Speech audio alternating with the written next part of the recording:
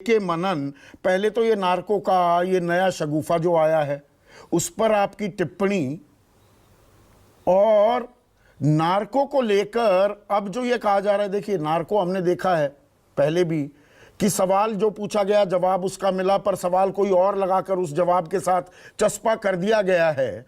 तो अगर नार्को होना भी है, जो अब ये खिलाड़ी कहने लगे, इसका सीधा प्रसारण कर दो ना, सुप्रीम कोर्ट की निगरानी में करो और देश देखे क्या सवाल पूछे गए हैं और क्या जवाब दिए गए। ये पॉसिबल भी है या ये दरअसल investigation is frozen in time, जैसा यशोवर्धन कह रहे हैं?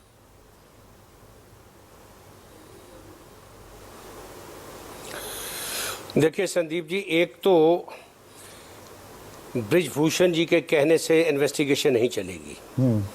ये पहली मर्तबा मैं सुन रहा हूँ भारतवर्ष के इतिहास में कि मुलजिम कहता है जो नामजद एफआईआर में है कि इन्वेस्टिगेशन इस तरह से चले। मैं नार्को के लिए तैयार हूँ अगर कंप्लेनेंट का भी हो। कंप्लेनेंट का नार्को नहीं होता है, उनका 164 सीआरपीसी के तहत बयान होता है। और मैं आपको बता दूं, रेप केस में सुप्रीम कोर्ट ने टाइम एंड अगेन बार बार कहा है, हाँ थोड़ा बहुत सर्कमस्टांसेस जरूर चाहिए, सपोर्टिव एविडेंस चाहिए, लेकिन सिंगल प्रोसिक्यूट्रिक्स का बयान 354, 376, 377 में सफिशिएंट होता कन्विक्शन के लिए। क्रॉस एग्जामिनेशन के लिए की धारा लगी हुई है, उसमें कितना उसको डेंट मार सकते हैं वो बात ट्रायल की होती है। मैं आपको बता रहा हूं कि ट्रायल में अगर क्रॉस एग्जामिनेशन के दौरान प्रोसिक्यूट्रिक्स विचलित हो जाती है या वहां टूट जाती है या वहां ठीक से टिक नहीं पाती एज पर दी प्रोसिक्यूशन स्टोरी, तो बेनिफिट ऑफ डाउट मिल सकता है। लेकिन इस केस में तो मैं पहली मर्तबा सुन रहा हूं कि मुलजिम कहता मैं तैयार हूं, उनका भी कराओ। भाई उनका क्यों कराओ?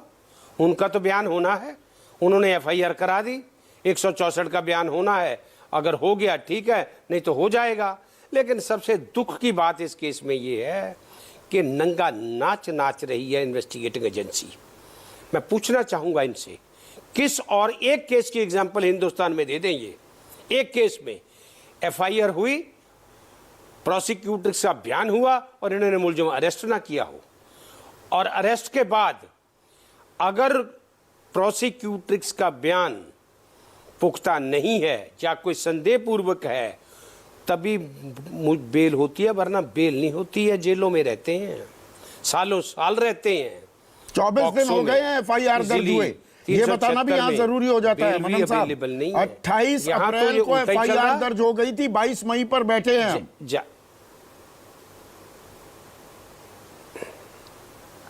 मैं कुछ कह रहा हूं, मुझे पूरा करने दो सर जी।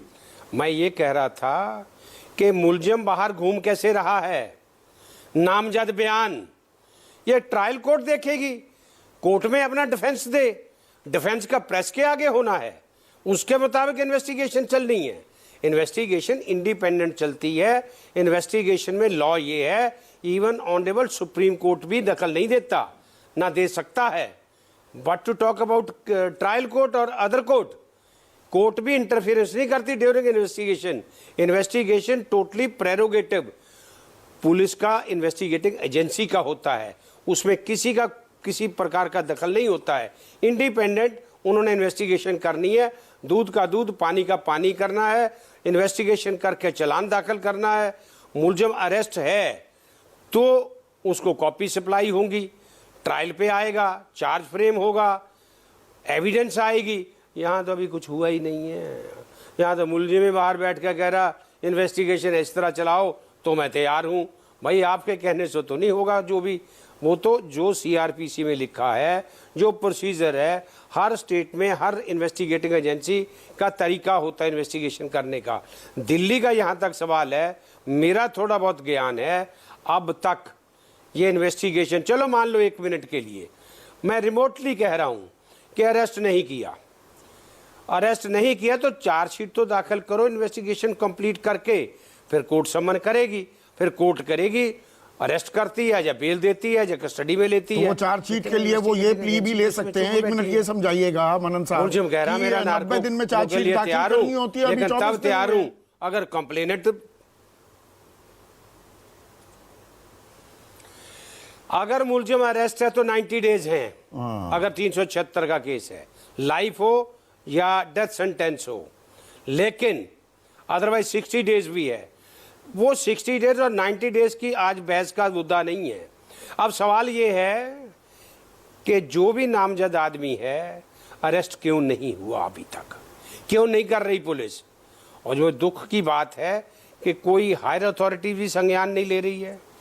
FIR भी हुई तो सुप्रीम कोर्ट की तलवार के नीचे हुई है, अदरवाइज करते नहीं है, सुप्रीम कोर्ट के डर से हुई है। FIR कर नहीं रहे बच्चों की। अब इससे बड़ी बातें क्या हो सकती हैं। कई बार बड़ी छोटी चिंगारी होती है, पूरे गांव को जला देती है। मुझे लग रहा है इस रास्ते पे ये केस निकलेगा, आप देख लेना। यशोवर्धन साहब, एक और चीज हमने इस देश में देखी है और मैं खुद पर भी उंगलियां उठा रहा हूं, अपने गिरेबान में भी झांक रहा हूं। जब इस तरह के ट्रायल्स होते हैं, इस तरह के वाकये पेश आते हैं, और आर्यन खान का तो अभी क्योंकि मामला ताजा है, अब जिसने गिरफ्तार किया था और मीडिया ट्रायल चलता था, अदालत में क्या कार्रवाई है उससे बड़ा रोज मीडिया ट्रायल हो रहा था कि कौन नशेड़ी है, क्या धंधा है। पूरा बॉलीवुड वो तो ड्रग माफिया, ड्रग कार्टेल की तरह काम कर रहा है, वो तमाम चीजें चल रही थी। पर यहां पर एक तो मीडिया खामोश है, अभी इस मामले पर कोई ट्रायल नहीं हो रहा, एक तो तफ्तीश ही नहीं हो रही, मीडिया में भी खामोशी। और दरअसल ये क्या पर्सनल ट्रायल बन गया है कि जी आरोपी कह रहा है ये करो, मेरा ले लो, नार्को कर लो, और उनका भी नार्को करो। ये अजीबोगरीब ट्रायल चल रहा है क्या? अनम्यूट कीजिए प्लीज। आपने बिल्कुल सही कहा, बल्कि उन्होंने तो ये भी कहा कि मैं तो छोड़ना चाहता था, लेकिन गृह मंत्री के कहने के कारण मैं यहाँ पे रह गया हूँ। हाँ। इस तरह का काफी वक्तव्य आए हैं, और इसका अर्थ देखिए, ये इनडायरेक्टली तो विवेचना को ही इन्फ्लुएंस कर रहा है कि देखिए मैं कितना बड़ा आदमी हूँ, और इसलिए जो मैं कह रहा हूँ उस पर जरा ध्यान दीजिए। जैसा कि मनन साहब ने कहा, ये नार्को टेस्ट तो एक मजाक हो गया है कि अक्यूज्ड अपनी तरफ से कह रहा है कि हमारा नार्को टेस्ट करा लो और बाकी लोगों का करा दो। दिल्ली पुलिस इसके बारे में बिल्कुल ये देखिए, अभी हाल में एक स्टेटमेंट आया था सत्येंद्र जैन के या किसी इन्वेस्टिगेशन के बारे में, मुझे जो ED ने एक रिपोर्ट दी है। मैंने इसी तरह दिल्ली पुलिस को, जब इतना बड़ा एक पब्लिक केस हुआ है ये, तो इस पे उनको अभी प्रेजेंट एक व्हाइट पेपर या केस तो प्रेजेंट करना चाहिए जनता के सामने, क्योंकि जनता उत्सुक है इसके बारे में। जहां तक आपने मीडिया के बारे में कहा, मीडिया सिर्फ उन चीजों के बारे में उत्सुक रहती है जैसे बॉलीवुड का ग्लिट्स हो या कोई ऐसा सेंसेशनल चीज हो, लेकिन जहां पे एक कॉज के लिए लड़ना होता है वहां बहुत कम। नहीं, ये सिर्फ कॉज की बात नहीं है, मैं थोड़ा सा आपको पॉज करने के लिए कहूंगा। कॉज की बात नहीं है, ये कोई मामूली लोग नहीं है, ये देश की आन बान शान हैं, ये मेडलिस्ट हैं। तिरंगा जो विदेशों में लहराता है, उस प्रक्रिया में ये मजबूती से आगे खड़े दिखाई दिए हैं। ये वो लोग हैं जिनकी शान में प्रधानमंत्री भी रात्रि भोज का आयोजन करते हैं, और ये गलत भी हो सकते हैं। मैं कतई ये नहीं कह रहा हूं कि इनकी बात सच्ची है, बट द नेशन ओज टू इटसेल्फ कि सच तो सामने आए। ये व्यवस्था की जिम्मेदारी है, और किसकी है? मेरा ये कहना है कि दुष्कर्म या गलत कार्य किसी के साथ भी हुआ हो, चाहे वो छोटा हो या बड़ा हो, ये मीडिया का फर्ज है, ये सिविल सोसाइटी का फर्ज है, ये अच्छे लोगों का फर्ज है समाज में कि उनके साथ खड़े हों। और इसलिए ये बड़े दुख की बात है कि जो प्रकरण बहुत ही ज्यादा पब्लिसाइज्ड होते हैं, जिससे मीडिया सोचती है लोग देखेंगे, उस पे वो फोकस करते हैं, और ये बेचारे रेसलर्स जो हमारे लिए मेडल्स लाते हैं उनके बारे में अब मीडिया। और इसमें नैरेटिव भी देखिए। एक चीज और बता दूं, एक चीज और प्लीज। एक बहुत बड़ा इसके पीछे, जो मनन साहब ने कह रहे थे, एक बहुत बड़ा इसके पीछे अभिप्राय है, और वो ये है कि टायर आउट, आप इनको थका दो। 1 महीने हो चुके हैं, मीडिया धीरे धीरे भी अलग हो रहा है, सारे जो कंसंट्रेशन है वो खत्म हो रहे हैं, और उसके बाद जो है ये बिल्कुल ही एक पीछे वाले पेज में चला जाएगा। मैं आपको बधाई देता हूं कि आपने इस केस को जीवित रखा है। यहां पर एक और देखिए नैरेटिव भी कैसे गढ़े जा रहे हैं और इनको हमें गंभीरता से देखना होगा। ब्रजभूषण शरण सिंह ने क्या कहा, आपने जो थोड़ा इशारा किया था, मैं बाकायदा ये दर्शकों से साझा करना चाहूंगा। भगवान राम, यहां पर भगवान राम को भी इन्वोक किया जा रहा है। भगवान राम का जिस समय राज तिलक होना था, अगर कैकेयी माता ने वनवास ना मांगा होता तो राम केवल राजा बनकर रह जाते। केवट, सुग्रीव, हनुमान जी, शबरी, विभीषण से भेंट ना होती, ना लंकन दहन होता, ना राम सेतु बनता और ना रावण मारा जाता। वैसे ही विधाता हमारे माध्यम से कोई बड़ा काम लेना चाहता है। ये भगवान राम बना रहे हैं अपने आप को।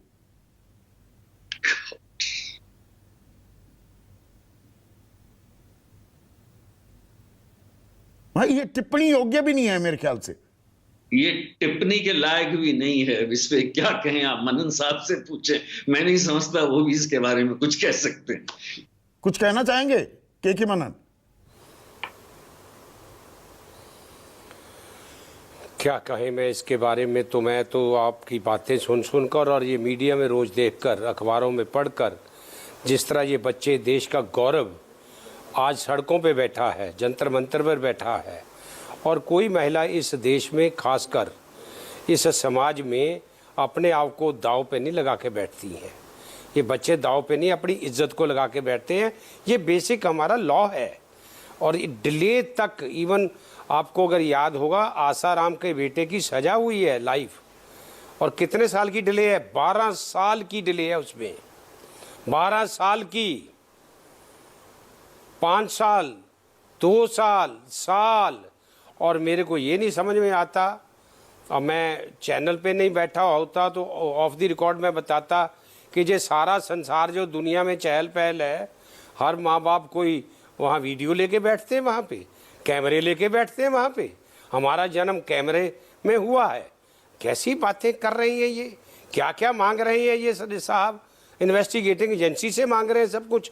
ये तो मुलजिम इन्वेस्टिगेटिंग एजेंसी है इनफैक्ट, और खुद बनी हुई है, इस्तीफा नहीं लिया गया अभी तक, खुद निकम्मी हो रही है, इस्तीफा नहीं लिया गया। ये वो जानते हैं, मैं क्या कहूँ उसके बारे में। हाँ,